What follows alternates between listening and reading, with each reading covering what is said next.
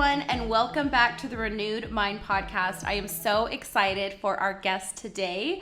We have Ava Pompa on. Ava, hello. Hello. I'm so excited that you are on this podcast. We actually just met. Pretty crazy. We met at a Bible study at a gym class, so it was fun. And I was instantly just drawn to how beautiful you were and how confident, and you just spoke with such confidence. And getting to know you more and hearing your story has just meant even more to me, just how much you live in joy and confidence just hearing your story. So if you have been through a deep struggle or a season with your health, then this episode is for you, because Ava's going to share her incredible story on just her health journey and everything like that. But let's start with just who you are. So tell everyone who you are, how you got here, and we'll dive right in. Awesome. I'm Ava Pompa, and I am the head of sales content and training. And so I basically train a sales or consulting team, and we work in integrative health or cellular detox. And I kind of got there through my own pain to purpose journey. I was super, super sick. I was bedbound for actually about a year and a half. And then as I got better, I ended up meeting my doctor who got me better. And they kind of got me into consulting, and I loved it. And that's eventually I did it for 2 years, and I was the top performer. And so now I train and help replicate essentially what I was doing. That's amazing. Yeah. So I'd love to just dive right into your health story, because you have an incredible health story, and start us to the beginning. Okay. Share about the whole story and everything with it, and okay, we want to hear I've never shared the story from beginning to end, so this is I wanted it to be fresh and organic. And so I mean, to be completely honest, it started when I was 17, and I was at military camp. If anyone's heard of like Culver Military, shout out, Indiana. And so, as you know, like you live in dorms there, and so mono was going around, and you all share water bottles when you're marching, like it's an actual military camp, so you can't really avoid it. And so I ended up getting mono, and I was just super fatigued and lost like 30 pounds, and that was a lot on my frame. And I'm like, this is weird. I'm like, it's just mono though, it'll come back. And I ended up getting bit by a tick too. Again, didn't really know what that meant. I just thought nothing of it. I got a weird rash. Okay, whatever. Take some antibiotics and sleep. And then I started my junior year of high school, and I was like playing varsity volleyball, but I was passing out and still losing weight and like so tired. I could have 12 hours of sleep and just still be completely exhausted. And so I started going to doctors, and it really escalated though. I went in to try to find answers, and they're like, hey, you're not up to date on your HPV vaccine. And I'm like, okay, whatever. And so I got that, and then I developed seizures that night. And that's where things like really hit the deep end. And that's where we ended up going to Mayo, Cleveland to kind of shorten that, I'd say. And from there, my mom was mostly like my caregiver, and I tried to get better, and I would try to push through, but like every day was just like pain, seizures, fatigue, all of that was pretty hard. So yeah. So you were bedridden for 3 years. For like I'd say bedridden, the sickness would probably like 3 years, bedridden, bad for like a year and a half. Just time frame. Tell us about how you mentally went through that time, because I know that being bedridden, being confined, not able to go out, and I know that like we were talking, even before we were recording this, that I know some friends who had Lyme's disease. They struggle with that. They were like in their room, and they went through this season of like, why am I even living? Like I don't even understand 100% what my purpose is. I don't even know if this is going to get better. Yeah. How did you go through that time? What would you encourage somebody else going through that time? To rely on your faith. You need something bigger than yourself. And there's a beautiful thing that happens when you're in those moments. I mean, like you stare at a ceiling for a year and a half, and everything else is stripped away. Normal distractions, work, friends, just like and anything that is kind of giving you joy, like those external things in the world. So it you just learn that there's a bigger purpose to why you're here. And I knew there was always a way to get better. I just didn't know that I'd find it. And exactly like you said, it's like, it's hard to want to keep going on and to have that motivation. And the thing I always said is like, I would never have wanted to die because of my faith, but I just couldn't imagine living with this pain. I'm like, how do I go another day if I'm going to be in this pain forever? And so you kind of lose that like will to live, but it's not like you're suicidal. It's just like, man, I want to be in heaven right now. I want to be pain free. But I also knew, and it was like a whole nother world that I had never heard about. I didn't know about chronic illness. I didn't know these things could happen. I kind of had a lot of faith in the medical system's needed and necessary, but the chronic care I didn't realize was lacking. So I would just say to like rely on something bigger than yourself, rely on the people who are there, try not to isolate yourself too much, and do whatever it takes. If it's bad enough, you'll do what it takes. I don't think if it wouldn't have gotten so severe, I mean, my joint pain was so bad I couldn't walk up the stairs, hurt to stand. They're like, you have POTS, which I don't know if you know this, it's basically just saying you have like, it's postural orthopedic tachycardia, your heart beats irregular. But again, there's a deeper issue. It started at like 17. This isn't normal. So they kept giving me all these diagnoses. Just know that there's a reason, and know you have the God-given innate ability to heal. Like you just have to find the right people. So you are 17 at this time, and you're bedridden. You're going through this time. You were having negative effects to the vaccine. So what was the turning point for you? How did you get well? And then what was your recovery like? Because you probably missed a ton of life. I felt like I missed, you know, it's funny. I felt like I was so behind, and then you'll hear the highlights and the positive parts of these stories, and you're like, oh, like God's redemption. This is God's beautiful story. And my mom would always tell me, she's like, you were here for a reason. Jesus would have taken you home. Like my mom is amazing. She was 110% my rock during that. Literally an angel. But I'd say the first question was, it like, how did you find recovery and find healing? What was the turning point for you for getting better? So I, like, quick little backstory, they put me on antidepressants, muscle relaxers, pain medications, hormones, what else? Seizure meds. Like, I had PCOS, which again is just another, again, you can cure PCOS. I don't know if anybody knows that. You can cure PCOS, you can cure Hashimoto's. They don't tell you that. It's all your gut health. Well, gut health, but like even gut health is a symptom like of a bigger issue. Like there's a reason. It's like you can remove these things and be able to not have to cut out all these different foods and things like that. But essentially that's what they put me on. And then I kind of got a little fed up, I'd say, with the traditional side, because I wasn't having enough improvement to bring back life quality. I was still in significant pain, still had gained, I didn't mention this, but from when I lost all that weight, I gained it back plus 30. Wow. So on, again, not comfortable in my own skin, super inflamed, didn't feel good. And so also I was covered in rashes from head to toe. I had, like, there's a photo. It's a really, I showed you the photo. I actually never saw it. No. Okay, well, you can, maybe I'll let you show the photo. It's so bad. My whole face wasn't even acne, was covered in like sores and rashes. Like it was, it hurt to smile. It hurt to have water on my face. It was so bad.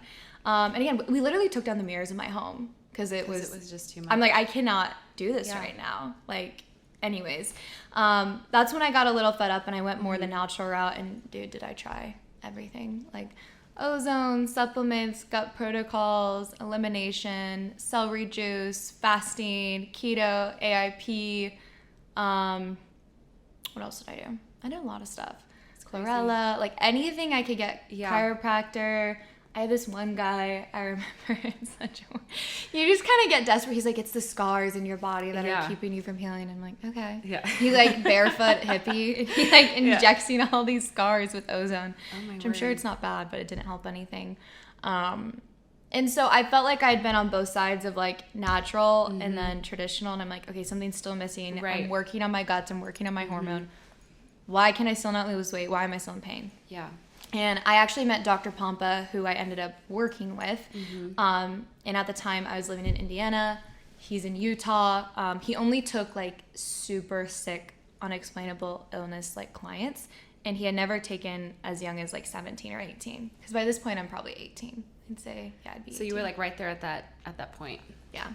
And he didn't really want a young client, but I had met him and heard of him through this total God thing. It was like my dad's golf buddy who had just heard of him and had started training under him. That's crazy. And he's like, you gotta work with him. And so I remember interviewing with him because it was like a whole process to see if he would take me on. And he's like, yeah, like, no, I mean, this was missed. I mean, if we remove this, it's like, you know, you have a God-given innate ability to heal. You're doing good stuff. Yeah. But you're never going to heal if you're in a moldy environment, if you have a root canal, if you have mercury fillings. And I'm like, why has nobody told me this? Yeah. Like, I'm doing all these great detoxes and stem cells. I dropped serious money. We did not have my parents are saints. Seriously, my dad didn't get my illness, but he never told me no, which like I will forever be grateful for. Because I mean, I would have been like relying on them for the rest of my life. It's crazy, which is so sad. Yeah.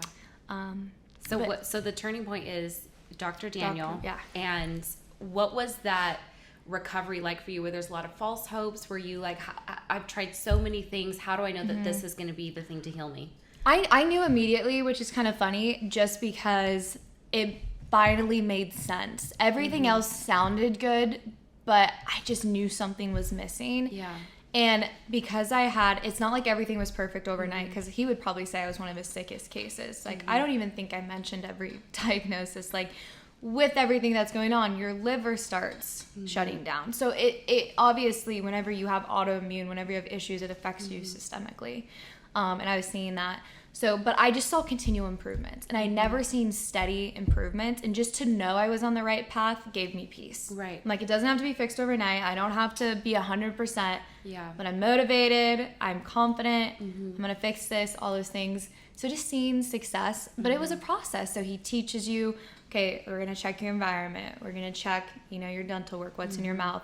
We're going to see, I had mercury fillings growing out. My mom did, how to get into the cell tissue and remove it safely and long enough to matter. Because I've heard that about mercury fillings. It's insane.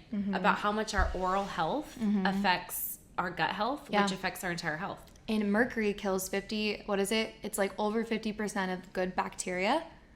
Mercury does. I didn't know that. It is an immunosuppressant. That's crazy. And so it kills off your good bacteria. And so then the problem is candida overgrowth comes, and everyone's super obsessed with candida right now. But again, it's a symptom of a bigger issue, because we all have candida. Yeah. But when there's an overgrowth, there's usually mercury. There's mold. There's something else going on that they're exposed to. That's crazy. Yeah. That's crazy. I'm learning so much. You're like, no. I know exactly all the notes. So you're finally healed and on the other side. And for reference, like, healed, it was pretty crazy. Like, my liver numbers were fine. I had terrible antibodies to Hashimoto's.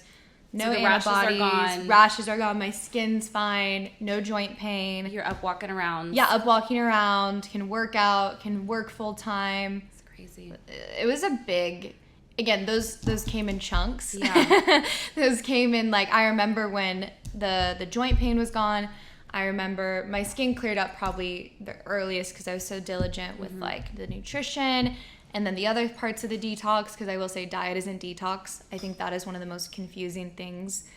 If you do this paleo diet, you'll detox. It's great. It'll make sure you're not adding fire, to the issue, but it's not going to remove and chelate, so to speak. Yeah. So you're finally healed. You're walking around, and at this point, you're probably around 18. I was probably around, because I worked with him for 2 years, so I was 18. I was probably around 20. I was 19, because I was 19 when I met Daniel. So you're getting better, and you're improving yourself, and your health is moving. And so you're 19, you've lived 2 years basically in the house, and 2 years now coming out of it. What was that like for you, seeing how so many people... I feel like so many people in this day and age don't truly appreciate how much energy they have, like their youth, how much their health is valuable to them, the opportunities, and you're so successful in your career. You mentioned you were the top sales agent, correct? in your company. So I feel like you're someone who really just made up for lost time. Like you just decided to go for it. What was that like for you, watching people kind of waste away, maybe through like just seeing from the TV or playing video games, or maybe living in this mindset of like, I can't do anything, when you maybe want to go up to them by the shoulders and just like, you don't know how blessed you are, How was that transition for you? You know what's funny is I think it was the harder part of it was when I was in that time period of not being able to do everything I wanted.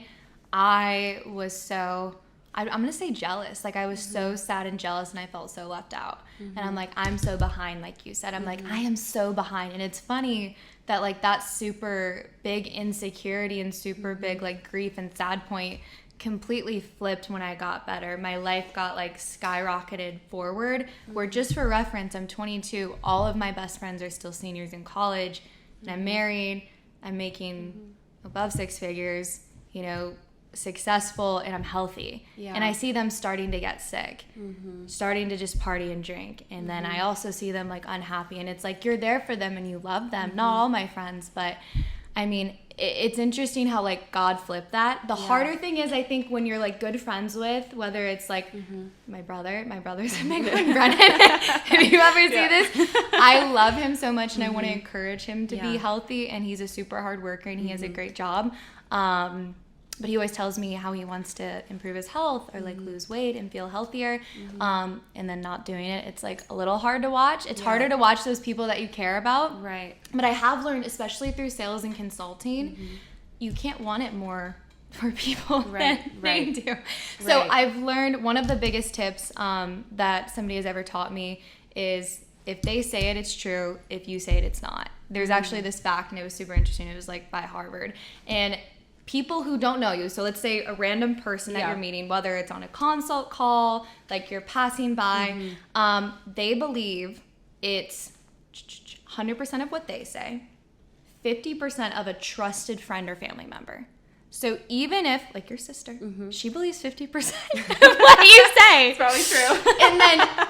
And then here's the crazy thing. Brand new people, they believe 20% of what you say. Wow. So the impact you're going to have on people if you tell them, so like this is what rule of thumb. Yeah. Like with Brennan, he'll tell me, oh my goodness, this and this is going on. And I want to say, hey, you should do this and you should change this. I'm just like, oh my goodness, so are you going to accept this? Yeah. Like, I'm going to have a bigger impact if I can coach and counsel versus telling him. Right. So. Right. That's crazy. Definitely taking notes over here. Mentally. It's something I'm constantly thinking of. Exactly. So you are in sales and consulting now, and now you're helping people with what they're doing. And I love what you said in the beginning. You said your pain to purpose story.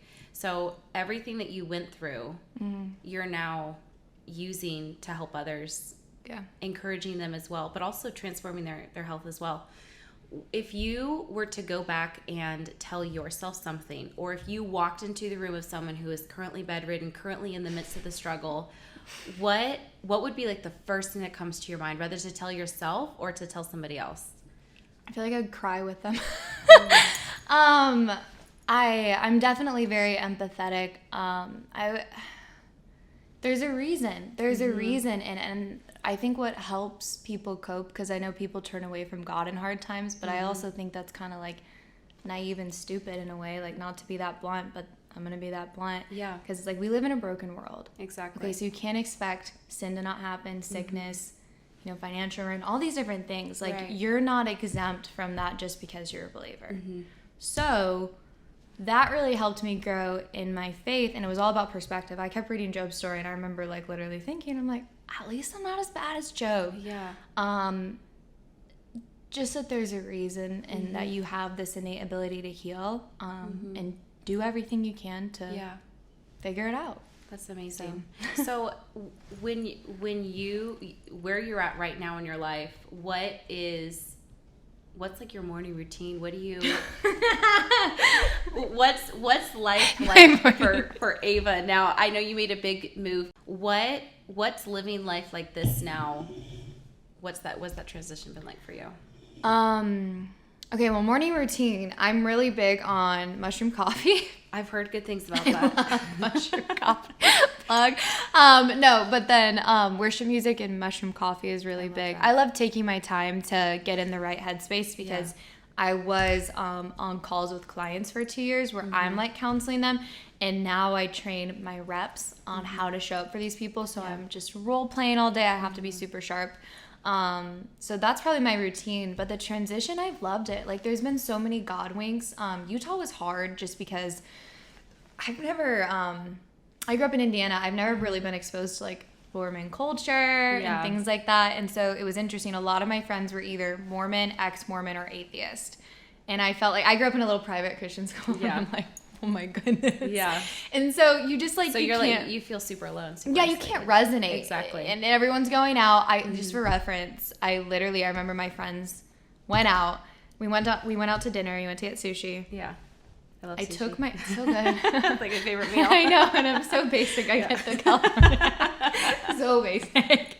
I was once out in the state with a guy, and he said, "Oh, I'm gonna take you to sushi." Yeah. And the waiter came over, and I said, "Oh, I'll take a California roll." And he literally was like, "This is the last day you're ever ordering California roll." He's like, "We are going to the true sushi from now on." But I've been hooked ever since. Did he what are you hooked on though now? Well, it's just like the other rolls that are not California. I don't even know what they're called, but if it has the raw fish on it, I'm eating it. You transitioned. Yeah, I transitioned. We'll maybe get there. We'll see. But I have heard about how that's not the best health-wise. Tuna, I know. See, I look at everything through like the health lens, and I won't do fried because canola oil, I'm annoyed. Exactly. So I've heard that specifically with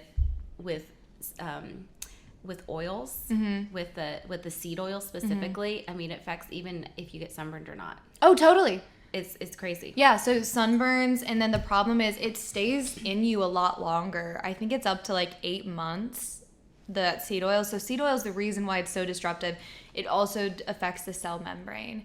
And so we work a lot with the cell and making sure that's permeable, not inflamed, because people can have, this is the story I hear all the time, my blood work looks fine, my hormone and thyroid looks fine, why can I not lose weight, my hair's falling out, and I don't feel good. Yeah. I have brain fog, or I'm not going to the bathroom. Like, also, this is real talk, it's normal to poop multiple times a day. Yeah.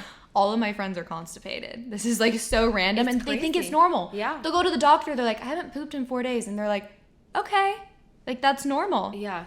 Anyways. But it's true. It's because that's our body's way to eliminate and to get rid of the bad. And so when it's not, it's being stored up in our bodies.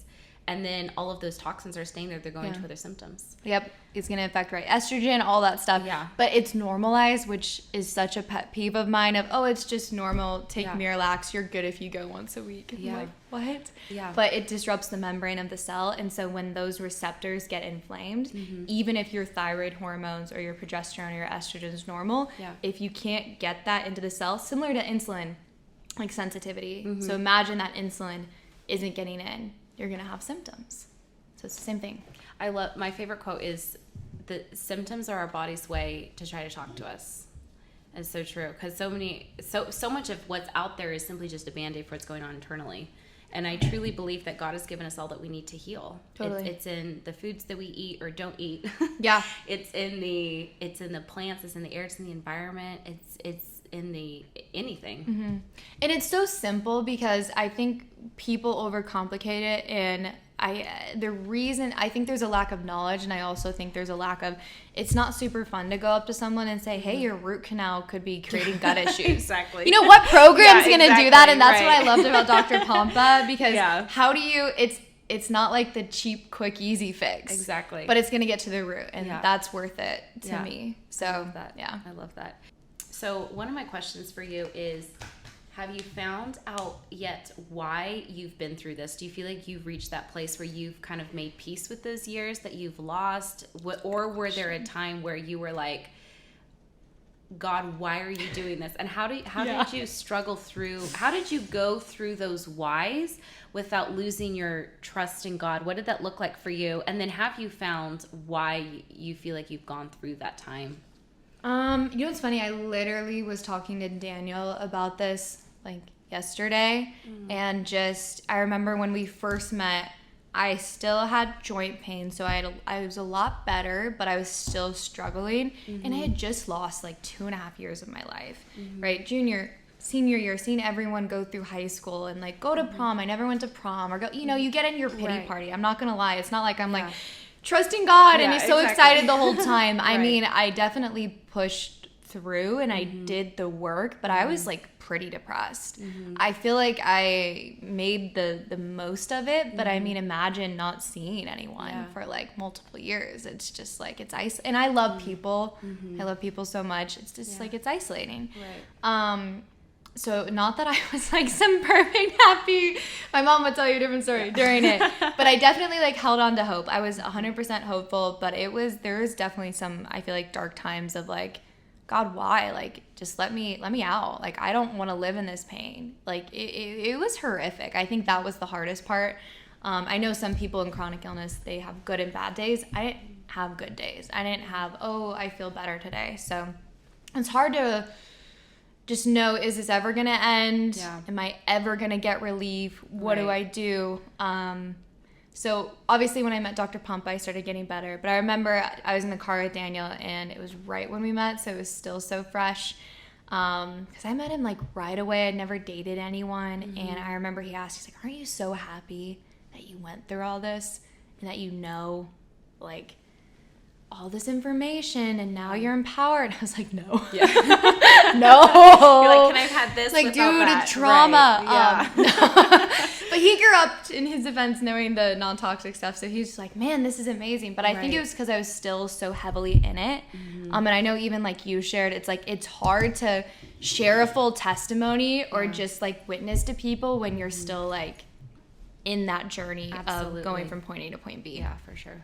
So I would say no then, but definitely now. I feel like as I, you know, can continue growing and I've had some time to reflect, and it's been multiple years since I've had joint pain, like had those symptoms, dealt with Lyme, dealt with chronic infections, dealt with like the pain and all those things. I'm super happy. I think it made me a better person, like a better sister, better wife, better friend. I think I care more. I want to help. A lot of things, and it led me obviously to my husband and my dream career. And what's funny is where I was so behind because I was so sick, now I'm so ahead. Not that I'm ahead of my friends, but like physically, the stage of life I'm in, I'm ahead, if that resonates. Yeah, for sure. You know what, one thing that I really enjoy that came out of this is I grew up a believer. I don't really think I had that encounter with God until this trial. And so I remember everyone would speak about, like, don't you feel God? When did you see God? Name a moment where you felt God. I'm like, I think he's there, but I don't know if I ever felt him. But there was so many undeniable moments through what I went through, and the people he led to bring me healing. I think he uses people, opportunities, all those different things, and obviously protection. I don't know what would have happened in those years. Like maybe something bad would have happened. Who knows? Obviously I didn't want to go through it. I don't think he caused it, but I know he can use it, you know, for good. So to trust when circumstances aren't good, because it's really easy to be stoked and so on fire for God when things are good. That's not doesn't necessarily mean as much. For sure. When I was going through this breakup, it was really hard. And my dad, he told me, he said, Macy, when anything in life happens, always thank God for what you cannot see and what you do not know. Because that's what he is protecting us from and blessing us. And in the moment, it's so hard because we don't know what we were saved from. We don't know what we were protected from. Totally. And so, we have our little like bird's eye view of just like, not the bird's eye view, but like tunnel vision. Exactly. So we're left with just trust, which is the hardest thing because our minds, we want to control. We want to be the author of our own lives. It's just so hard not to want to do that. But most of our life is spent trusting that he will write it for us and that he is writing something beautiful, and we can make decisions, but ultimately he's sovereign over everything. So that's 100%. Beautiful. That's beautiful. Thank you for sharing your story. It's beautiful. You're so beautiful in person. I mean, and on camera too. So are you.